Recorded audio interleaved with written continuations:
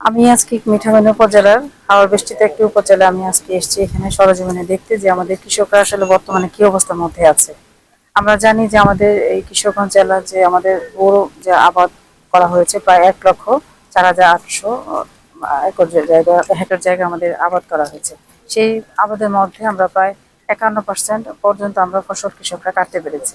আমি এসেছি সরেজমিনে এখানে যা দেখলাম যে আমাদের এই কয়েকদিনের বৃষ্টি কারণে আমাদের এখানে ফসল কিছু তলিয়ে গিয়েছে। কৃষকরাই সেই ফসলই আমাদের তাদের শ্রমিক এবং হারভেস্টারের মাধ্যমে কাটার চেষ্টা করছে। আজকে যেহেতু ওয়েদারটা ভালো, কৃষকরা সেটা সকাল থেকে সেটাই করছে। আমি এসেছি এখানে আমাদের বিভিন্ন মন্ত্রণালয়ের মাধ্যমে এবং বর্তমান সরকার যে কাজটা করতে চাচ্ছে সেই মেসেজটা দেওয়ার জন্য। আমরা স্বেচ্ছাসেবীর মাধ্যমে যতটুকু পারি লোকাল এখানে নেতৃবৃন্দ যারা আছেন, সাধারণ জনগণ কৃষকের পাশে থেকে তারা এই সংকট কোনো কিছু সংকট যেন না হয়, কৃষি লেবার সংকট অথবা হারভেস্টারের সংকট এখানে আমাদের নাইও। আমরা যেন স্বেচ্ছাসেবীর মাধ্যমে হলেও কৃষকের পাশে দাঁড়াতে পারি। আর এই সরকার চাচ্ছে যে আমাদের কোনো কৃষকই যেন আমাদের যারা ফসল নিতে পারেনি তারা যেন কষ্টে না থাকে, তাদের জন্য অন্তত আগামী ৩ মাসে তাদের যেন খাবারের ব্যবস্থা করা যায়, সেজন্য কিন্তু এই সরকারও বদ্ধপরিকর।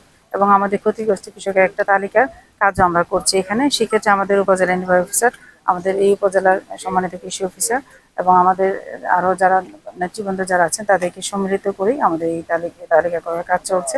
এবং আমি এখানে এসেছি, আমি একা না, আমাদের এখানে কিশোরগঞ্জ জেলার আমাদের পরিচালক কৃষি সম্প্রসারণ দপ্তরের কর্মকর্তা তিনি আমার সাথে এসেছেন।